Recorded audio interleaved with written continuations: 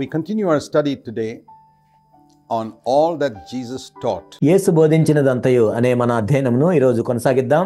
We have been looking to fulfill the command of Jesus, which we know as the Great Commission in Matthew 28 verses 18 to 20. యేసుక్రీస్తు ప్రభువారు మత్తయి సువార్త 28వ అధ్యాయం 18 నుండి 20 వచనాల్లో ఆయన మనకు అప్పగించిన గొప్ప పనిని నెరవేర్చే విషయంలో మనం చూస్తూ ఉన్నాం. Our responsibility is to make disciples in every nation and teach them to do every single thing that Jesus commanded. మన బాధ్యత ఏంటంటే సమస్త దేశముల్లో సమస్త జనులను శిష్యులుగా చేసి యేసుక్రీస్తు ప్రభువారు ఆజ్ఞాపించినంతయు గైకొనమని వారికి బోధించాలి. And when we look at the state of Christendom today, even those who claim to be born again Christians, we can see a terrible lack in this area. ఈనాటి క్రైస్తవ్యంలో మనం చూసినట్లయితే తిరిగి జన్మించాము అని చెప్పుకుంటున్న క్రైస్తవుల్లో కూడా ఈ విషయంలో ఎంతో కొదువు ఉన్నట్లుగా మనం చూస్తున్నాం.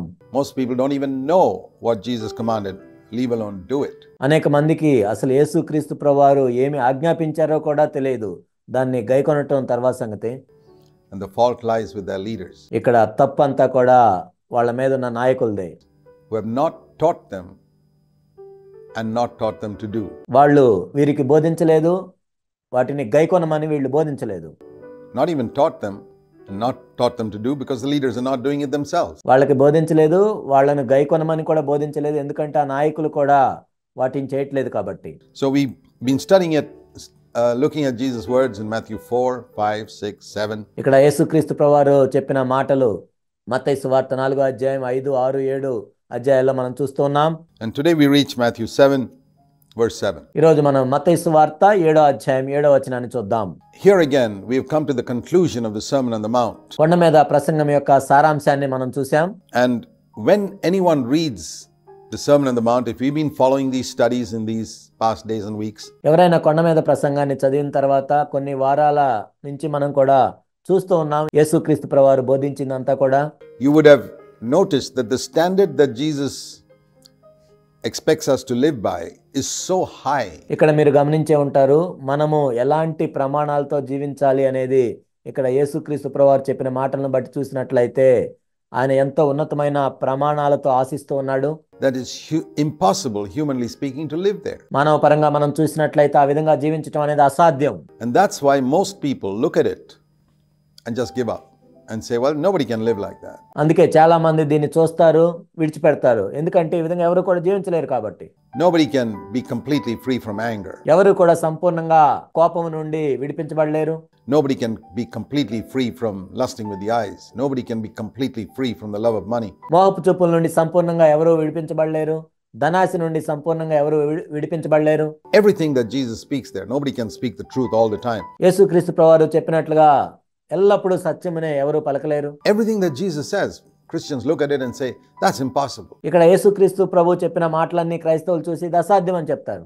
Nobody can pray without being caring at all for the opinion of men of their prayer about what they pray. ఎవరు కూడా మనుషులు ఏమనుకుంటున్నారో అనే గ్రహింపు లేకుండా కూడా వాళ్ళు ప్రార్థన చేసేటప్పుడు ఎవరు ప్రార్థించలేరు అని అనుకుంటారు. Every single thing, nobody can live without judging others. ఇక్కడ చెప్పబడిన ప్రతి మాట విషయంలో అలానే అనుకుంటారు, ఇతరులను తీర్పు తీర్చకుండా ఎవరు జీవించలేరు. So you take every single thing mentioned here, and the answer of even many Christians is you can't live at that level. ఇక్కడ చెప్పబడిన ప్రతి మాటను మనం చూసినట్లయితే క్రైస్తవులు కూడా చెప్పేది ఏంటంటే మనం అలా జీవించలేము, అది అసాధ్యం. And they are right in a sense that with human strength it is impossible. ఒక విధంగా చూసినట్లయితే వాళ్ళు చెప్పేది నిజమే, కేవలం మానవుని యొక్క శక్తి సామర్థ్యాలతో ఆ విధంగా జీవించటం అనేది అసాధ్యం. But Jesus once said, with men this is impossible, but not with God. కానీ యేసుక్రీస్తు ప్రభువారు ఒక చోట చెప్పారు, మనుషులకు ఇది అసాధ్యమే కానీ దేవునికి సమస్తము సాధ్యమే. For with God all things are possible. దేవునికి సమస్తం సాధ్యమే. That's a very lovely verse that we can look at in this connection which Jesus spoke. ఈ సందర్భంలో మనము ఆ వచనం చూడటం ఎంతో అద్భుతంగా ఉంటుంది. యేసుక్రీస్తు ప్రభువారు ఈ విధంగా మాట్లాడారు. In Matthew's gospel, when a rich young ruler came to him and he said to him, మత్తయి సువార్తలో మనం చూస్తాము, ఒక ధనవంతుడైన యవనస్తుడైన అధికారి యేసుక్రీస్తు ప్రభు దగ్గరికి వచ్చి ఆయనతో ఈ విధంగా అన్నారు, to sell all that he had and he couldn't do it. And Jesus said these words in Matthew 19 and verse 26. నీకు కలిగిందంతా అమ్మివేయమని యేసుక్రీస్తు ప్రభు చెప్పినప్పుడు ఆ వ్యక్తి చేయలేదు. అప్పుడు యేసుక్రీస్తు ప్రభువారు ఈ విధంగా చెప్పారు. మత్తయి సువార్త 19వ అధ్యాయం 26వ వచనంలో, With men this is impossible, but with God all things are possible. That's a lovely verse. ఇది మనుషులకు అసాధ్యమే కానీ దేవునికి సమస్తము సాధ్యమని చెప్పెను. ఇది ఎంతో అద్భుతమైన మాట. To write at the end of the Sermon on the Mount. కొండ మీద ప్రసంగం తర్వాత ఈ వచనం చూసినట్లయితే ఎంత అద్భుతంగా ఉంటుంది. In Matthew 7:5, when we come to the end of that section, మత్తయి సువార్త 7వ అధ్యాయం 5వ వచనం చివరికి మనం వచ్చినప్పుడు, where Jesus has given these exhortations, we can put this verse: with men all that you have read so far is impossible. మనం ఈ వచనాన్ని ఈ విధంగా చదవచ్చు. ఇప్పుడు దాకా మీరు విన్నదాన్ని బట్టి చూసినట్లయితే మనుషులకు సమస్తము అసాధ్యమే. But that's not the end of the sentence. But with God this is possible. కానీ దేవునికి సమస్తము సాధ్యమే అని ఇది అంతమవుతుంది. And so that is why we come to Matthew 7 and verse 7, where Jesus says, you need to ask. అందుకే మన మత్తయి సువార్త 7వ అధ్యాయం 7వ వచనంలో చూసినట్లయితే యేసుక్రీస్తు ప్రభువారు ఈ విధంగా చెప్పారు, మీరు అడగాలి, Otherwise you won't receive. లేనట్లయితే మీకు ఇవ్వబడదు. You need to ask and then it will be given you. What do you need to ask for? You need to ask for power to be able to live according to this standard. అడుగుడి మీకు ఇయ్యబడును. దేని గురించి అడగాలి? ఈ ప్రమాణాల ప్రకారం జీవించడానికి కావాల్సిన శక్తి గురించి అడగాలి. See, that is the meaning of that verse in this context. ఈ సందర్భంలో ఆ వచనం యొక్క అర్థం ఇది. Now very often we ask God only for material things. చాలా సార్లు మనం చూసినట్లయితే దేవుణ్ణి కేవలం మన భౌతిక సంబంధమైన వస్తువుల గురించి అడుగుతూ ఉంటాం. Lord, I need a house, I need a car, I need healing from my sickness, I need this or that and the other. It's usually almost entirely worldly things, and I need this for my family, for my children. ఓ ప్రభా, నాకు ఇల్లు కావాలి, car కావాలి, నాకు స్వస్థత కావాలి, నాకు ఇది కావాలి, అది కావాలి, సమస్తము ఈ లోక సంబంధమైనవే, నా కుటుంబానికి ఇది కావాలి. Again, all worldly things. There's not much difference, to tell you honestly, between the prayers that believers pray and the prayers that unbelievers pray. మరలా లోక సంబంధమైనవి అడుగుతూ ఉంటాము. యథార్థంగా చూసినట్లయితే క్రైస్తవుల ప్రార్థనకి అన్యుల ప్రార్థనకి పెద్ద వ్యత్యాసమే ఉండదు. The prayer that non-Christians pray in their mosques and temples are almost similar to the prayer that many Christians pray in their private lives. క్రైస్తవేతరులు మసీదుల్లో, దేవాలయాల్లో వాళ్ళు చేసే ప్రార్థనలకి క్రైస్తవులు వాళ్ళ వ్యక్తిగత జీవితంలో చేసే ప్రార్థనలకు పెద్ద వ్యత్యాసం ఏమీ ఉండదు. It's almost 99% concerning material things. The one spiritual thing they may pray for is, Lord, forgive my sins. దాదాపుగా 99% వాళ్ళు భౌతిక సంబంధమైన వస్తువుల గురించే ప్రార్థన చేస్తూ ఉంటారు. ఏదో 1% ఆత్మ సంబంధమైన దాని గురించి చేస్తారు. అది కూడా ఏంటంటే, ప్రభువా నా పాపములను క్షమించు అని చేస్తారు. But nothing more than that. అంతకు మించి పెద్దగా ఏమి ఉండదు. For example, when was the last time you prayed that you would learn to forgive every single person? ఉదాహరణకి మీరు చూసినట్లయితే, మీరు ప్రతి ఒక్కరిని క్షమించాలి అని మీరు ఎప్పుడు చివరిసారిగా ప్రార్థన చేశారు? When was the last time you prayed that you would love all your enemies? మీ శత్రువులందరినీ మీరు ప్రేమించగలగాలి అని దాని గురించి ఎప్పుడు మీరు చివరిసారిగా ప్రార్థన చేశారు? When was the last time that you prayed that you'd be completely free from sexually sinful ways of thinking? లైంగిక సంబంధమైన మోహపు తలంపుల నుంచి సంపూర్ణంగా విడిపించబడాలని చివరిసారిగా మీరు ఎప్పుడు ప్రార్థన చేశారు? When was the last time you prayed that you'd be 100% free from anger? 100% కోపం నుండి మీరు విడిపించబడాలని ఎప్పుడు మీరు చివరిసారిగా ప్రార్థన చేశారు? And persisted in that prayer? ఆ ప్రార్థన కొనసాగిస్తూ ఉన్నారా? When was the last time you prayed that you would speak the truth 100% all the time? 100% మీరు సత్యమునే పలకాలి అని దాని గురించి ఎప్పుడు మీరు చివరిసారిగా ప్రార్థించారు? Or that you would be completely free from the honor of men, or that you'd never judge others? లేక సంపూర్ణంగా మనుషుల యొక్క ఘనత నుంచి విడిపించబడాలని, ఇతరులను తీర్పు తీర్చకుండా ఉండాలని చివరిసారిగా మీరు ఎప్పుడు ప్రార్థించారు? We hardly ever pray for these things. మనము దీని గురించి అసలు ఎప్పుడు సరిగా ప్రార్థన చేయలేదు. We're praying for material things just like the non-Christian. కేవలం క్రైస్తవేతరుల వలె కేవలం భూ సంబంధమైన వస్తువుల గురించే మనం ప్రార్థన చేస్తూ ఉన్నాం. And so there's essentially not much difference between the non-Christian and the Christian, because the standard of Christianity today is so pathetically low.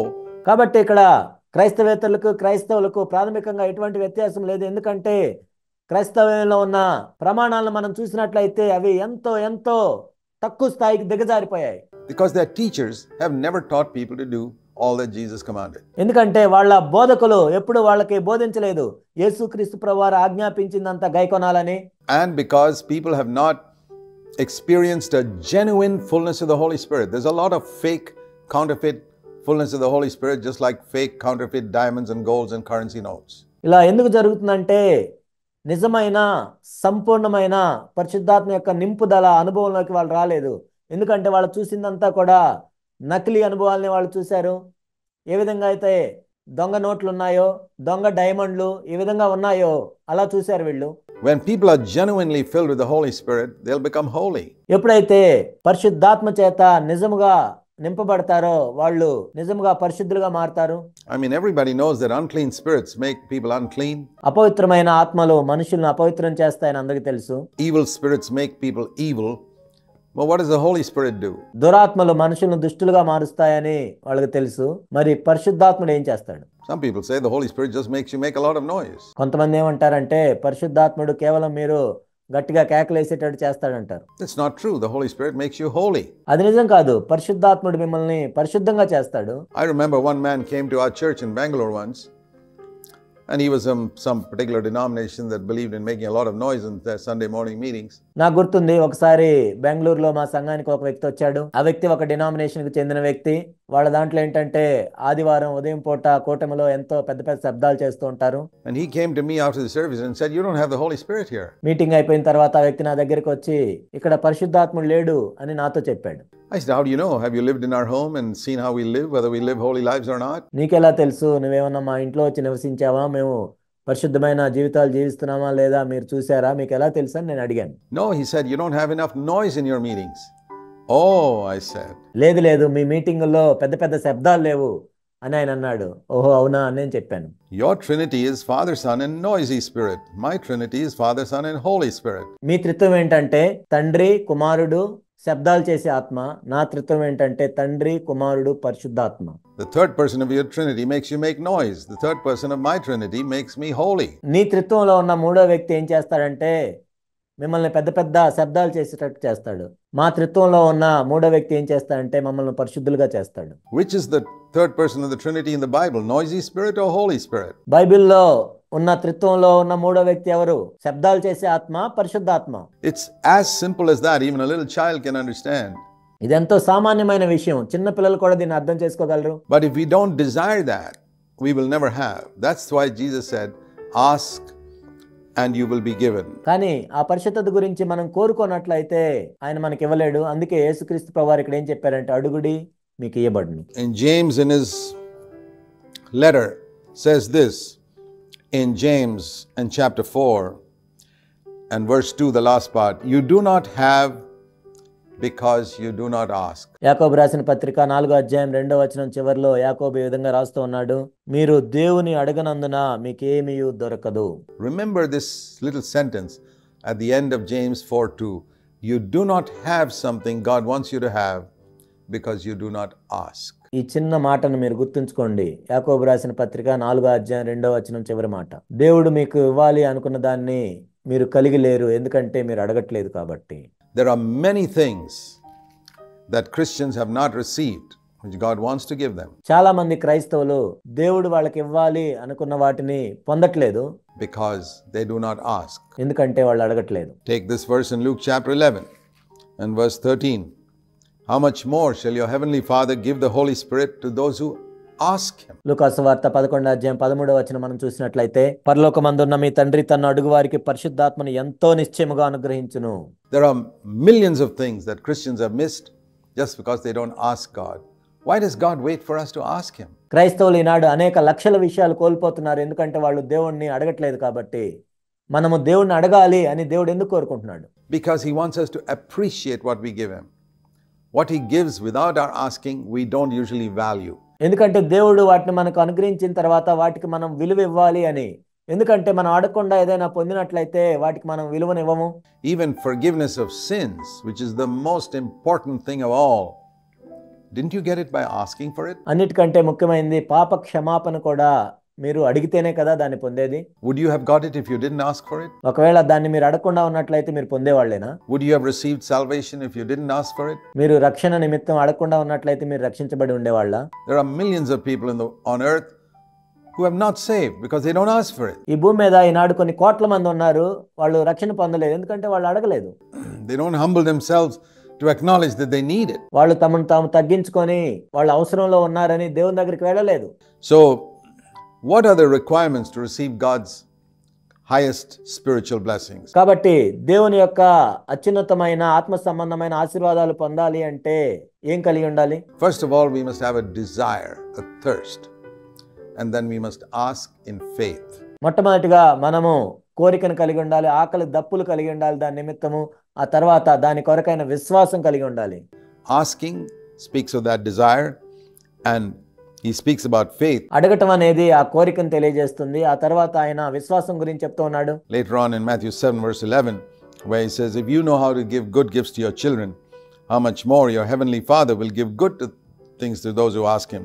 ఆ తర్వాత మత్తయి సువార్త 7:11 ఆయన చెప్తూ ఉన్నారు, మీరు చెడ్డవారయ్యండి మీ పిల్లలకు మంచి ఈవులను ఈయన ఎరిగి ఉండగా పరలోకమందున్న మీ తండ్రి తన్ను అడుగు వారికి అంతకంటే ఎంతో నిశ్చయముగా మంచి ఈవులను ఇచ్చును. So let's look at Matthew 7 verse 7.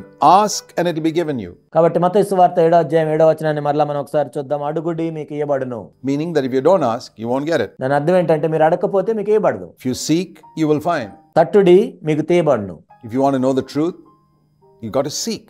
మీరు సత్యాన్ని తెలుసుకోవాలంటే దాని గురించి వెతకాలి. There are treasures in God's word. There are some things on the surface which everybody can receive. దేవుని యొక్క వాక్యంలో ధన నిధులు ఉన్నాయి, కొన్ని పైనే ఉంటాయి, అందరూ దాన్ని కనుగొనగలరు. But its deepest treasures are down inside, where you got to seek for it. కానీ ఎంతో విలువైన విషయాలు, ప్రశస్తమైన విషయాలు లోపల ఉన్నాయి, వాటి గురించి మీరు వెతకాలి.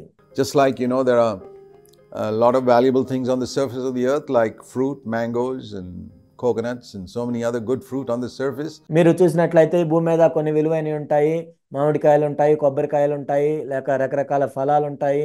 But if you want the really expensive treasures like gold and diamonds, you have to dig thousands of feet into the ground. కానీ ఎంతో విలువైనవి బంగారం, వజ్రం లాంటివి మీకు కావాలి అంటే భూమి లోపల ఎంతో లోతుకి మీరు వెళ్ళి త్రవ్వాలి. It's like that. There are certain things you get on the surface of the Bible, how our sins can be forgiven. Christ died for our sins. కాబట్టి బైబిల్లో కూడా కొన్ని విషయాలు పైన మనకు లభిస్తాయి. అదేంటంటే మన పాపాలు ఎలా క్షమించబడతాయి, మన పాపాల నిమిత్తం యేసుక్రీస్తు ప్రభువు చనిపోయారు. But if you want the deepest truths of scripture, how to live a spirit-filled life, how to partake of God's nature. కానీ లేఖనాల్లో లోతైన సత్యాలు మీరు తెలుసుకోవాలి అంటే ఆత్మతో నింపబడిన జీవితం ఎలా జీవించాలి, దేవుని యొక్క స్వభావంలో ఎలా పాలు పొందాలి, how to overcome all sin, how to overcome anger, bitterness, unforgiveness, సమస్త పాపాన్ని ఎలా జయించాలి, కోపం అంతటిని పగ తీర్చుకోవటం గురించి వీటన్నిటిని ఎలా జయించాలి, jealousy, sexual lust, etc. You got to dig deep. అసూయ, లైంగిక సంబంధమైన మోహపు తలంపులు మొదలైన వాటన్నిటిని ఎలా జయించాలి, నీవు లోతుగా త్రవ్వాలి. And if a person doesn't dig deep, God sees he's not really interested. ఒక వ్యక్తి లోతుగా తవ్వనట్లయితే దేవుడు ఏం చూస్తాడంటే ఈ వ్యక్తికి అంత ఆసక్తి లేదని చూస్తాడు. Ask and you will be given. Seek with all your heart and you will find. అడుగుడి మీకు ఇయ్యబడును, మీ హృదయమంతటితో వెతకండి మీరు కనుగొంటారు. Jeremiah 29:13 says, when you seek me with all your heart, you will find me. That's a promise. ఇర్మియా 29:13 ఈ విధంగా చెప్పబడింది, మీ పూర్ణ హృదయంతో నన్ను వెతికిన యెడల మీరు నన్ను కనుగొందురు. అది వాగ్దానం. If a person has not found God and the wealth there is in God, I can say without a slightest hesitation, ఒక వ్యక్తి దేవుణ్ణి కనుగొన్నట్లయితే, దేవునిలో ఉన్న నిధిని కనుగొన్నట్లయితే నేను ఎటువంటి సంకోచం లేకుండా ఈ విధంగా చెప్పగలను, that man has not sought God with all his heart. ఆ వ్యక్తి తన పూర్ణ హృదయంతో ప్రభువుని వెతకలేదు. He sought half-heartedly, and there is no promise for the half-hearted in scripture. అర్ధ హృదయంతో ఆ వ్యక్తి దేవుణ్ణి వెతికాడు. కాబట్టి లేఖనాల్లో అర్ధ హృదయంతో వెతికే వాళ్ళ కోసం ఎటువంటి వాగ్దానం లేదు. There's no promise for the three-quarter-hearted, but tremendous promises for the whole-hearted. 75% హృదయంతో వెతికినా కానీ వాళ్ళకు కూడా ఎటువంటి వాగ్దానం లేదు. పూర్ణ హృదయంతో వెతికిన వాళ్ళకే వాగ్దానం ఉంది. So you can be so close, you can give 90% of yourself to God and get no more than the person who gave 10% to God. నువ్వు దేవునికి 90% ఇవ్వచ్చు, కానీ దేవునికి 10% ఇచ్చిన వ్యక్తి కంటే నీకేమీ ఎక్కువ లభించదు. But when you give 100% to God, you get everything. కానీ నువ్వు దేవునికి 100% ఇచ్చినట్లయితే నువ్వు సమస్తము దేవుని దగ్గర నుంచి పొందుతావు. When you give 90%, you're just the same category as the person who gave 10%. నువ్వు కేవలం 90% ఇచ్చినట్లయితే ఎవరైతే 10% ఇస్తారో వాళ్ళకి నీకు ఎటువంటి తేడా లేదు. And that's what Christians don't realize. You seek me when you find me when you search for me with all your heart. ఈ విషయాన్ని క్రైస్తవులు తెలుసుకోవట్లేదు. నీ పూర్ణ హృదయంతో నన్ను వెతికిన యెడల మీరు నన్ను కనుగొంటారు. What if a person seeks God with 10% of his heart? He doesn't find him. ఒక వ్యక్తి 10% హృదయంతో దేవుణ్ణి వెతికితే ఏమవుతుంది? ఆ వ్యక్తి దేవుణ్ణి కనుగొనలేడు. What if a person seeks God with 90% of his heart? He doesn't find him. ఒక వ్యక్తి 90% హృదయంతో దేవుణ్ణి వెతికితే ఏమవుతుంది? ఆ వ్యక్తి కూడా దేవుణ్ణి కనుగొనలేడు. Seek God with all your heart and you find him. నీ పూర్ణ హృదయంతో ప్రభువుని వెతికితే నువ్వు ప్రభువుని కనుగొంటావు. Seek and you will find. Knock and it will be open to you. అడుగుడి మీకు ఇవ్వబడును, వెతకుడి మీకు దొరుకును, తట్టుడి మీకు తీయబడును. These are promises. God never breaks his promises. For every single person who asks receives. ఇవి దేవుని వాగ్దానాలు అయి ఉన్నాయి. దేవుడు తన వాగ్దానాన్ని నెరవేర్చకుండా ఉండడు ఎప్పటికీ. Why haven't you received? Obviously you haven't asked in the way God wants you to ask. మరి నువ్వు ఎందుకు పొందలేదు అంటే దేవుడు నిన్ను ఏ విధంగా అడగమన్నాడు, నువ్వు ఆ విధంగా అడగలేదు కాబట్టి. Everyone who seeks finds. Maybe you haven't sought the way God wants you to. వెతుకు ప్రతి వారికి దొరుకుతుంది. మరి నీకు ఎందుకు దొరకలేదంటే దేవుడు నిన్ను ఎలా వెతకమన్నాడు, నువ్వు అలా వెతకటం లేదు. Everyone who knocks, it'll be open. You haven't knocked sufficiently. తట్టు ప్రతి వానికి తీయబడును, కానీ నీవు తగినంతగా తట్టట్లేదు. And then he says about faith. First about a thirst and a persistence in asking, seeking, knocking. మొట్టమొదట ఆయన ఆకలి దప్పులు కలిగి ఉండటం గురించి చెప్పాడు. నిరంతరము కూడా అడగటం గురించి, వెతకటం గురించి, తట్టడం గురించి చెప్పాడు. There are two parables that Jesus spoke in this connection. దీనికి సంబంధించి యేసుక్రీస్తు ప్రభువారు రెండు ఉపమానాలను చెప్పారు. Where in both of which he emphasizes persistence. One is Luke chapter 18. ఈ రెండు సందర్భాల్లో కూడా పదే పదే మనం ఆయన దగ్గరికి వెళ్ళాలని వివరించాడు. ఒకటేమో లోకాసు వార్త 18వ అధ్యాయంలో ఉంది. Where he spoke about prayer and he said, men ought always to pray and never to lose heart. అక్కడ ఆయన ప్రార్థన గురించి చెప్తూ మనుషులు విసుకక ఎల్లప్పుడూ ప్రార్థన చేయుచుండవాలని, వాళ్ళు విసుకక ఎల్లప్పుడూ నిత్యం ప్రార్థించాలని. Luke 18 verse 1. Luka 18:1. And then he speaks about a judge who didn't fear God or man. ఆ తర్వాత దేవునికి కానీ ఏ మనిషికి కానీ భయపడని ఒక న్యాయాధిపతి గురించి ఆయన చెప్పాడు. And there was a widow there who was being oppressed by her neighbor, perhaps a neighbor, an enemy. అక్కడ ఒక విధవరాలు ఉంది, తన పొరుగు వాళ్ళ చేత, తన శత్రువుల చేత ఆమె బాధించబడుతూ ఉంది. And she didn't want to trouble the enemy in any way. She said, just protect me, give me legal protection that the enemy does not take advantage of me. ఆ శత్రువుని ఏదో చేయాలని ఆమె వేడుకోవట్లేదు, కానీ ఆ శత్రువు నన్ను బాధించకుండా నాకు భద్రతను దయచేయమని, న్యాయపరంగా రావాల్సిన భద్రతను దయచేయమని ఆమె వేడుకుంటూ ఉంది. Maybe encroach into my property or trouble me in ways that he has no right to do. బహుశా ఆ వ్యక్తి నా స్థలంలోనికి ప్రవేశిస్తూ ఉన్నాడు, అతనికి హక్కు లేని చోట అతను నా హక్కులను హరిస్తూ ఉన్నాడు. Give me protection from my enemy. She was asking for her legal rights. నా శత్రువు నుంచి నాకు భద్రతను దయచేయండి, న్యాయపరంగా ఆమెకు రావాల్సిన హక్కుల గురించి ఆమె వేడుకుంటుంది. And the judge wouldn't help her. కానీ న్యాయాధిపతి ఆమెకు సహాయం చేయట్లేదు. The judge was not willing, but she kept on at him. She went to his door at 2 o'clock in the morning and woke him up. కానీ ఆ న్యాయాధిపతి దగ్గరికి ఆమె పదే పదే వెళ్తూ ఉంది. ఉదయం 2 గంటలకు వెళ్ళి తలుపు తట్టి ఆయన లేపుతూ ఉంది. And he said, get away from here. She came again next morning at 2 o'clock or 3 o'clock in the morning, knocked day and night at his door until he got so fed up. ఆయన లేచి ఇక్కడి నుంచి వెళ్ళిపోమన్నాడు. మరలా ఉదయం ఆమె 2కో 3కో వచ్చి తలుపు తడుతూ ఉంది. దివారాత్రములు వెళ్ళి ఆయన యొక్క తలుపు తడుతూ ఉంది. చివరికి ఆయన విసుగు చెంది and said, this widow bothers me. Verse 5. Okay, I'll give her legal protection, otherwise she'll wear me out. లూకా 18:5లో ఆయన ఈ విధంగా చెప్పాడు, ఈ విధవరాలు నన్ను తొందర పెట్టుచున్నది గనుక ఆమె మాటికి వచ్చి గోజాడకుండానట్లు ఆమెకు న్యాయము తీర్చునని తనలో తాను అనుకొనెను. And the Lord said, look at what an unjust judge does and says. అప్పుడు ప్రభు ఇట్లా అన్నాడు, అన్యాయస్తుడైన న్యాయాధిపతి చెప్పిన మాట వినుడి. Do you think a just God isn't better than that? మరి న్యాయవంతుడైన దేవుడు అంతకంటే శ్రేష్ఠుడు కాదా? Don't you think he will bring justice for his elect? Luke 18 verse 7. లూకా 18:7-8లో ఆయన విధంగా చెప్పాడు, దేవుడు తాను ఏర్పరచుకున్న వారు దివారాత్రులు తన గూర్చి మొరపెట్టుకొని చుండగా వారికి న్యాయం తీర్చడా? ఎవరిక్కడ ఏర్పరచబడిన వారంటే who are the elect? Those who cry to him day and night. ఎవరైతే దివారాత్రులు తన గూర్చి మొరపెట్టుకుంటారో వాళ్ళే. Do you think he'll delay in answering them? No, he will answer them speedily. ఆయన వారికి న్యాయం తీర్చే విషయంలో ఆలస్యం చేస్తాడా? లేదు, ఆయన వారికి త్వరగా న్యాయం తీర్చును. What a lovely promise. God will answer me speedily if he sees that I'm earnest in asking God to help me to overcome Satan, my enemy, 100%. ఎంత అద్భుతమైన వాగ్దానమో కదా ఇది. దేవుడు ఎంతో త్వరగా నాకు జవాబిస్తాడు. నా శత్రువైన అపవాది మీద నేను 100% జయించాలని ఎంతో తీవ్రంగా నేను అడగటం ప్రభువు చూసి తప్పకుండా నాకు సహాయం చేస్తాడు. Lord, Satan has taken over certain areas of my life, certain areas of my home. ప్రభువా, సైతాను నా జీవితంలో కొన్ని విషయాలను తీసుకున్నాడు, నా కుటుంబంలో కొన్ని విషయాలను తీసుకున్నాడు. Maybe he's come and taken over your wife or husband or children or someone. బహుశా నీ భర్తనో భార్యనో నీ పిల్లల మీదో సైతాన్ అధికారం కలిగి ఉన్నాడు. I want to drive him out. Give me protection from my enemy. నేను సైతాన్ను పారద్రోలాలి, నా శత్రువు మీద నాకు అధికారాన్ని ఇవ్వండి, జయాన్ని ఇవ్వండి. and I persist, you can be absolutely sure that God will answer. ఆ విధంగా పట్టు విడవక నీవు ప్రార్థన చేస్తూ ఉన్నట్లయితే దేవుడు తప్పకుండా జవాబిస్తాడని నీవు నిశ్చయంగా నమ్మొచ్చు. And the other passage on prayer Jesus spoke about is Luke chapter 11, where also the disciples asked him, saying in Luke chapter 11, ప్రార్థన గురించి యేసుక్రీస్తు ప్రభువారు చెప్పిన ఇంకొక సందర్భం ఏంటంటే లూకాసు వార్త 11వ అధ్యాయంలో మనం చూస్తాము. అక్కడ శిష్యులు ఈ విధంగా అడిగారు, Lord, teach us to pray.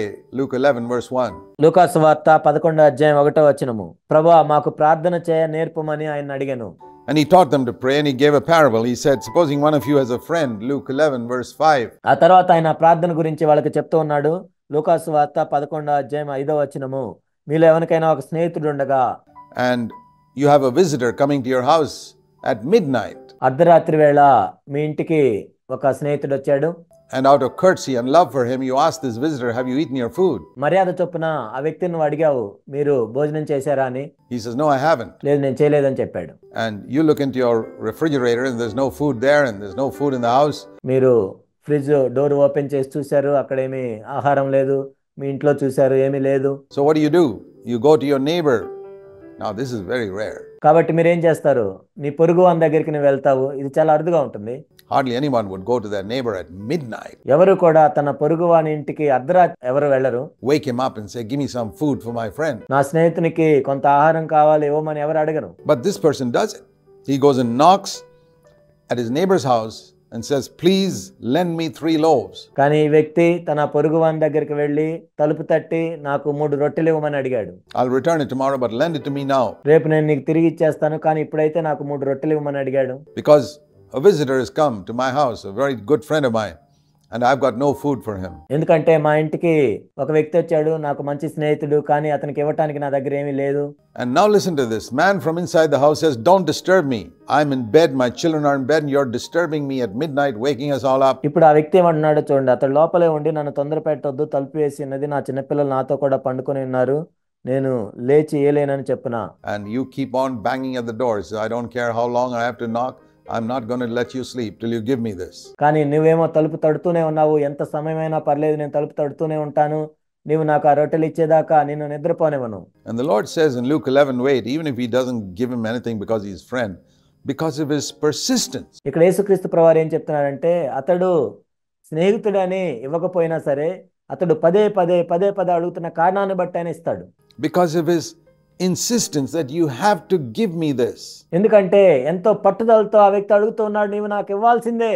Because of his shameless knocking at the door, he will get up and give him. అతడు సిగ్గుమాలి మాటికి అడుగుట వలన ఎన్నో లేచి అతనికి కావాల్సినన్ని ఇచ్చును. And this is a lovely expression. As much as he needs. Luke 11 verse 8. ఇదెంతో అద్భుతమైన మాట. లూకాసు వార్త 11వ అధ్యాయం 8వ వచనం, అతనికి కావాల్సినవన్నీ ఇచ్చును. And then he says, I say to you, ask like this. ఆ తర్వాత ఆయన ఏం చెప్పాడంటే, ఇలానే మీరు అడగాలి. See, what we read in Matthew 7:7 is also here. కాబట్టి మత్తయి సువార్త 7వ అధ్యాయం 7వ వచనం మనం ఏదైతే చదివామో అది ఇక్కడ ఉంది. But here we see the full story. కానీ ఇక్కడ పూర్తి కథనాన్ని మనం చూస్తూ ఉన్నాం. This is the way we have to ask. ఈ విధంగా మనం అడగాలి. By constant asking, seeking, knocking. పట్టు విడవక అడుగుతూ ఉండాలి, వెతుకుతూ ఉండాలి, తట్టుతూ ఉండాలి.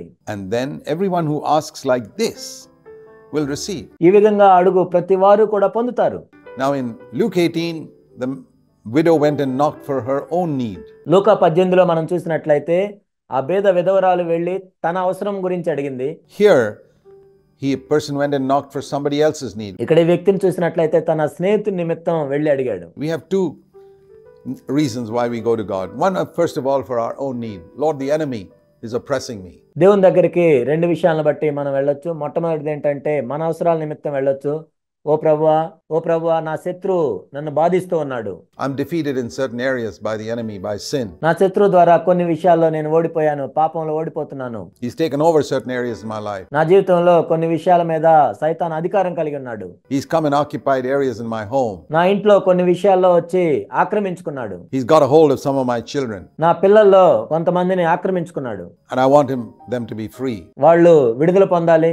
Personal need. అది వ్యక్తిగతమైన అవసరం. And the other is for the need of others. ఇంకొకటి ఏంటంటే ఇతరుల అవసరాల నిమిత్తం Ministry. పరిచర్య. Lord, I want you to give me that which will help me to meet this need of these people whom I have to serve. ప్రభువా, నేను ఎవరినైతే సేవిస్తున్నానో ఆ ప్రజల అవసరాల నిమిత్తం నాకు కావాలి, నాకు ఇది ఇవ్వండి అని అడగాలి. When you have a burden for the people in your church, నీ సంఘంలో ఉన్న ప్రజల పట్ల నీకు భారం ఉన్నట్లయితే to lead them to a godly life, to lead them to do all that Jesus commanded, వాళ్ళను దైవభక్తి కలిగిన జీవితంలోకి నడిపించాలని యేసుక్రీస్తు ప్రభు ఆజ్ఞాపించిందంతా వాళ్ళు గైకొనాలని ఆ భారము నీకు ఉన్నట్లయితే, to lead them to live according to the standards of the Sermon on the Mount, కొండ మీద ప్రసంగంలో ఎటువంటి ప్రమాణాలు ఉన్నాయో ఆ ప్రమాణాల ప్రకారం వాళ్ళు జీవించాలనే భారం నీకు ఉన్నట్లయితే, you will ask for the power of the Holy Spirit.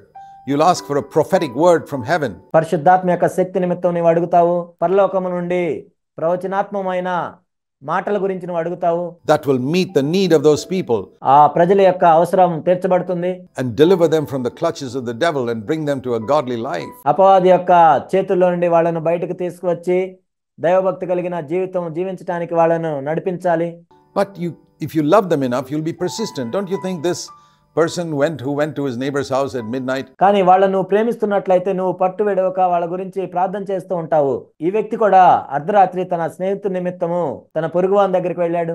Loved this visitor of his? తన ఇంటికి వచ్చిన ఆ స్నేహితుడిని ప్రేమిస్తూ, He must have loved him so much that he was determined to get him some food that night. ఆ వ్యక్తిని ఎంత ప్రేమిస్తున్నాడంటే ఆ రాత్రి అతనికి భోజనం పెట్టాలి అని ఆయన నిర్ణయించుకున్నాడు. I mean, most of us, if we didn't have food at night and a visitor came, we'd say, well, I'm sorry, brother, we have no food. Let's go to bed. I'll get you something in the morning. మనలో చాలా మంది ఏం చేస్తామంటే అర్ధరాత్రి మన దగ్గర భోజనం లేకపోతే, సహోదరుడా మా ఇంట్లో తినడానికి ఏమీ లేదు, రేపు ఉదయం ఏమన్నా ఇస్తానని మనం పడుకుందాం అని చెప్తాం. But this man loved his hungry visitor so much, he said, I'm going to get you something tonight, even if I have to be shameless before my neighbor. ఆకలిగొని వచ్చిన ఆ స్నేహితుడిని చూసి ఈ వ్యక్తి ఏమనుకున్నా అంటే, ఈ రాత్రి నీకు నేను భోజనం పెట్టాల్సిందే, నేను సిగ్గుమాలి నా పొరుగు వాని దగ్గరికి వెళ్ళి బ్రతిమిలాడని నేను తెస్తాను అని అనుకున్నాడు. It's a wonderful picture of going to God with persistence పట్టు విడవక దేవుని దగ్గరికి వెళ్ళటానికి ఇది ఎంత అద్భుతమైన సాదృశ్యం. and saying, Lord, give me the gifts of the Holy Spirit to serve these people. ప్రభువా, పరిశుద్ధాత్మ యొక్క వరములు నాకు అనుగ్రహించండి ఈ ప్రజలను నేను సేవించడానికి. I remember when I sought for the baptism in the Holy Spirit and the power of the Holy Spirit to be a effective teacher of God's word. నేను పరిశుద్ధాత్మలో బాప్తిజం గురించి వెతుకుతూ ఉన్నప్పుడు, నేను ఎంతో ప్రభావవంతమైన బైబిల్ బోధకుడిగా నేను ఉండాలని పరిశుద్ధాత్మ యొక్క శక్తి కోసం నేను చూస్తున్నప్పుడు, to have utterance. I was a very shy person. దేవుని దగ్గర నుంచి మాటలు నేను పొందటానికి నిజానికి నేను ఎంతో సిగ్గుపడుతూ ఉంటాను. When I became a Christian and began to share God's word, when I knew I needed the power of the Holy Spirit, and if I got the power of the Holy Spirit, I'd be transformed into another person. నేను క్రైస్తవుడిగా మారిన తర్వాత సువార్త ప్రకటిస్తూ ఉన్నప్పుడు నాకు పరిశుద్ధాత్మ శక్తి కావాలని నాకు తెలుసు. నేను పరిశుద్ధాత్మ శక్తి పొందిన తర్వాత నేను వేరొక వ్యక్తిగా మారిపోయాను. And that's exactly what happened. అదే జరిగింది. And if you seek God like that, దేవుడిని నువ్వు ఆ విధంగా వెతుకుతూ ఉన్నట్లయితే, for the mighty supernatural anointing of the Holy Spirit, not for yourself, ఎంతో శక్తివంతమైన మానవాతీతమైన దేవుని యొక్క అభిషేకాన్ని నువ్వు కోరుకున్నట్లయితే నీ కోసం కాదు, but for others, కానీ వేరే వాళ్ళ గురించి. and you keep on knocking, say, Lord, give me bread to feed these people. నీవు తడుతూ ఉన్నట్లయితే, ఓ ప్రభువా వీళ్ళని పోషించడానికి కావాల్సిన రొట్టెలు నాకు ఇవ్వండి. We saw that expression in Luke 11 and verse 8. లూకా 11:8 మనం చదువుతాం. As much as he needs, that's how God will give you. అతనికి కావలసినన్ని ఇచ్చును, దేవుడు కూడా అలానే ఇస్తాడు. And then Jesus said in Luke 11:13, I'm referring to the Holy Spirit. ఆ తర్వాత యేసుక్రీస్తు ప్రభువారు లూకా 11:13 ఈ విధంగా చెప్పారు, నేను పరిశుద్ధాత్మ గురించి ఈ విధంగా చెప్తున్నాను. He made it clear what we are supposed to ask God for. ఆయన ఎంతో స్పష్టంగా చెప్పారు ఇక్కడ, నీవు దేవుణ్ణి దేని గురించి అడగాలి? Give me the power of the Holy Spirit to serve others. ఇతరులను సేవించడానికి కావాల్సిన పరిశుద్ధాత్మ యొక్క శక్తి నాకు అనుగ్రహించండి. My needs are met. నా అవసరాలు తీర్చబడ్డాయి. We have gone past Luke 18. Now I'm thinking about the needs of others. లూకా సువార్త 18వ అధ్యాయంలో ఉన్న నా అవసరం తీర్చబడింది, ఇప్పుడు నేను ఇతరుల అవసరం గురించి అడగాలి. And that's a true Christian. అటువంటి వారి నిజమైన క్రైస్తవులు. Very often people are seeking for the power of the Holy Spirit to get some tickle down their spine, some electric shock or... తరచుగా ప్రజలు ఎందుకు పరిశుద్ధాత్మ యొక్క నింపుదల గురించి వెతుకుతూ ఉంటారంటే, వాళ్ళకి ఏదో వెన్నులో ఒక వణుకు పుట్టినట్లుగానో, వాళ్ళకి ఏదో కరెంట్ షాక్ తగిలినట్లుగానో అనుభూతుల కోసం చూస్తుంటారు. the feeling of that, or some speaking in tongues, or something for their own benefit. ఏదో ఒక అనుభూతి కోసమో భాషలతో మాట్లాడటానికో ఏదో వాళ్ళకు ప్రయోజనకరంగా ఉండాలని వాళ్ళు చూస్తూ ఉంటారు. We need to seek for the gifts of the Holy Spirit to be able to bless other people. ఇతరులను మనం ఆశీర్వదించడానికి పరిశుద్ధాత్మ యొక్క వరాలను మనం కోరుకుంటూ ఉండాలి. I remember when I sought God for the gift of the Holy Spirit, it was to serve other people. నాకు గుర్తుంది, నేను పరిశుద్ధాత్మ యొక్క వరాలను ఎందుకు చూశానంటే ఇతరులను సేవించడానికి. And even if God gave me the gift of tongues, it was to keep myself fresh, because the Bible says he who speaks in a tongue edifies himself. దేవుడు నాకు భాషలతో మాట్లాడే వరం ఇచ్చినా కానీ నేను ఎప్పుడు తాజాగా ఉండటానికి అది ఉపయోగించుకుంటాను. ఎందుకంటే బైబిల్లో ఈ విధంగా చెప్పబడింది, భాషలతో మాట్లాడేవాడు తనకు తానే క్షేమాభివృద్ధి కలుగజేసుకుంటాడని. So I wanted to edify myself so that I'd always be fresh. కాబట్టి నాకు నేను క్షేమాభివృద్ధి కలుగజేసుకుంటాను, ఎందుకంటే నేను ఎప్పుడు తాజాగా ఉండాలని. When I'm serving other people, so even the gift of tongues was to benefit others. కాబట్టి నేను ఇతరులను సేవించేటప్పుడు నేను కూడా తాజాగా ఉంటాను. భాషలతో మాట్లాడే వరం కూడా ఇతరులకు ఉపయోగపడుతుంది. To keep myself fresh. నన్ను నేను తాజాగా ఉంచుకోవటానికి. And to build myself up. నాకు నేను క్షేమాభివృద్ధి కలుగజేసుకోవటానికి. Nothing, no gift of the Spirit was for my own personal edification. కాబట్టి ఆ విధంగా చూసినట్లయితే ఏ ఒక్క ఆత్మ వరం కూడా నా సొంత అవసరాల నిమిత్తము ఉండదు. It was for personal edification that led to the blessing of other people. వ్యక్తిగతమైన క్షేమాభివృద్ధిని కలుగజేసినా కానీ అది ఇతరులను సేవించటానికే. So we need to remember that all the gifts of the Holy Spirit are meant for others. కాబట్టి మనం జ్ఞాపకం చేసుకోవాల్సిన విషయం ఏంటంటే పరిశుద్ధాత్మని యొక్క ప్రతి వరము కూడా ఇతరుల్ని మనం సేవించటానికే. The fruit of the Spirit, if I have joy, peace, that benefits me. కానీ ఆత్మ ఫలాన్ని మనం చూసినట్లయితే అది నాకు క్షేమాభివృద్ధి కలుగజేస్తుంది. ప్రేమ, సంతోషం, సమాధానం. If I have the fruit of the Spirit of joy, the fruit of the Spirit of peace, that doesn't benefit you, it benefits me. కాబట్టి ఆత్మ ఫలాన్ని నేను కలిగి ఉన్నట్లయితే, నా ఆనందాన్ని, నా సమాధానాన్ని నేను కలిగి ఉన్నట్లయితే అది నీకు క్షేమాభివృద్ధి కలుగజేయదు, కానీ నాకు క్షేమాభివృద్ధిగా ఉంటుంది. But if I have the gifts of the Holy Spirit, whether it's prophecy or healing or any other gift, that benefits others. కానీ నేను పరిశుద్ధాత్మ యొక్క వరాలను కలిగి ఉన్నట్లయితే అది ప్రవచనం కానీ, స్వస్థత కానీ, మరేదైనా ఇతరులకు అది ఉపయోగపడుతుంది. So we need both of these, and we need to ask God and ask him to give us, and the next thing we need is faith. కాబట్టి మనం ఈ రెండింటినీ కలిగి ఉండాలి. వీటి నిమిత్తం మనం దేవుణ్ణి అడుగుతూ ఉండాలి. దేవుణ్ణి అడగాలి అంటే మనకు విశ్వాసం ఉండాలి. If you, being evil, know how to give good gifts to your children, మీరు చెడ్డవారై ఉండి కూడా మీ పిల్లలకి శ్రేష్టమైన ఈవులు ఇవ్వాలని మీరు అనుకుంటారు, how much more shall your heavenly Father give what is good, and especially the Holy Spirit and all his good gifts, to those who ask him. మరి మీ పరలోకపు తండ్రి ఎంత మంచి శ్రేష్టమైన ఈవులను మీకు ఇస్తాడో కదా. ముఖ్యంగా పరిశుద్ధాత్మను మరియు మంచి వరములను తన్ను అడుగు వారందరికీ ఆయన ఇస్తాడు. We need to have faith that we're coming to a Father. We're not coming to some CEO of some company who is very distant. We have to approach him through some secretary or something like that. We're coming to our heavenly dad. కాబట్టి మనకు విశ్వాసం ఉండాలి. మనం మన తండ్రి దగ్గరికి వస్తున్నాం. మనం ఏదో ఒక CEO దగ్గరికి రావట్లేదు. ఎక్కడో దూరంగా ఉన్న CEO ఒక సెక్రటరీ ద్వారా ఆయన కలవాలి, ఆ విధంగా మనం రావట్లేదు. మన పరలోకపు తండ్రి దగ్గరికే మనం వస్తున్నాం. What will he deny us? There's absolutely nothing good that he can ever deny us. మరి మనకు ఇవ్వకుండా ఏం విడిచిపెడతాడు ఆయన? మనకు ఏదైతే మేలుకరంగా ఉంటుందో ఏది కూడా ఆయన ఇవ్వకుండా విడిచిపెట్టడు. And if God doesn't give us something, you can be absolutely sure that's not good for you. ఒకవేళ దేవుడు మనకి ఏమన్నా ఇవ్వనట్లయితే మనం నిశ్చయంగా చెప్పొచ్చు అది మనకు మంచిది కాదు అని. The Apostle Paul once had a sickness in his body which he called a thorn in the flesh. He prayed 3 times for it to be removed. అపోస్తలుడైన పౌలు తన శరీరంలో వ్యాధిని కలిగి ఉన్నాడు. నా శరీరంలో ఉన్న ముళ్ళు అని దాన్ని పిలిచాడు. దాని నుంచి విడిపించమని పౌలు 3 సార్లు ప్రార్థన చేశాడు. 2 Corinthians 12, God didn't remove it, and he realized that was for his good. 2 కొరింథీ 12లో మనం దాన్ని చూస్తాము. అయితే దేవుడు దాన్ని ఏమీ తగ్గించలేదు. అప్పుడు పౌలు ఏమనుకున్నాడంటే ఇది నా మేలు కొరకే అనుకున్నాడు. Because that kept him humble and broken. ఆ విధంగా అది ఆయన్ను దీనునిగా చేసింది, అది నలగొట్టింది. So God always gives us what is good. కాబట్టి ఏదైతే మనకు మంచిదో దాన్నే దేవుడు మనకు ఎప్పుడు ఇస్తాడు. And when God is good to us like that, tremendously good to us, what should we do?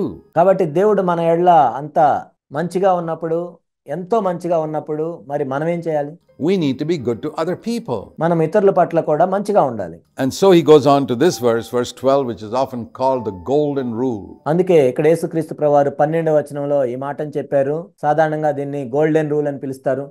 Therefore, since God has been so good to you to give you all that you need, దేవుడు మన ఎడల ఎంతో మంచిగా ఉండి మనకు అవసరమైనవన్నీ ఇస్తున్నాడు కాబట్టి you must treat people in a good way as well.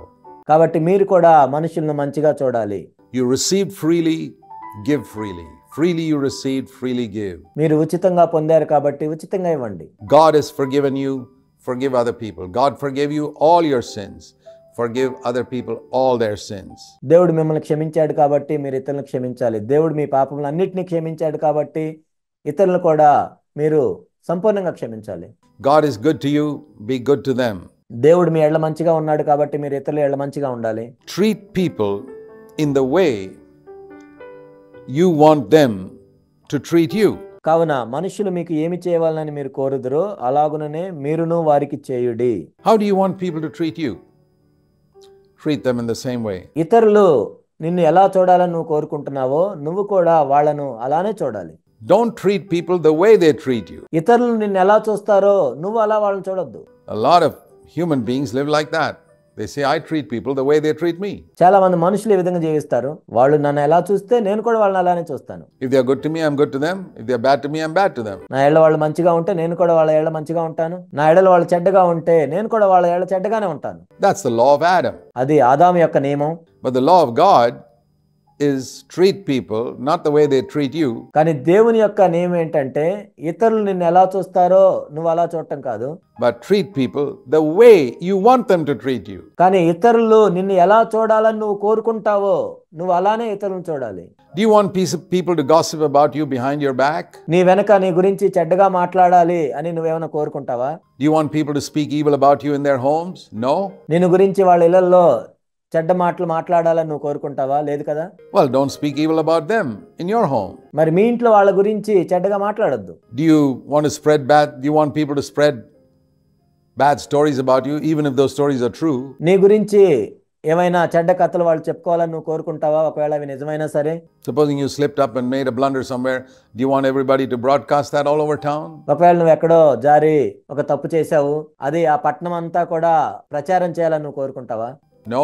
లేదు. Well, don't broadcast the evil you know about others either. మరి వేరే వాళ్ళ గురించి చెడ్డ విషయాలు నీకు తెలిసినప్పుడు నువ్వు కూడా వాళ్ళ గురించి ఆ చెడ్డ సమాచారాన్ని ప్రచారం చేయొద్దు. Treat other people the way you want them to treat you.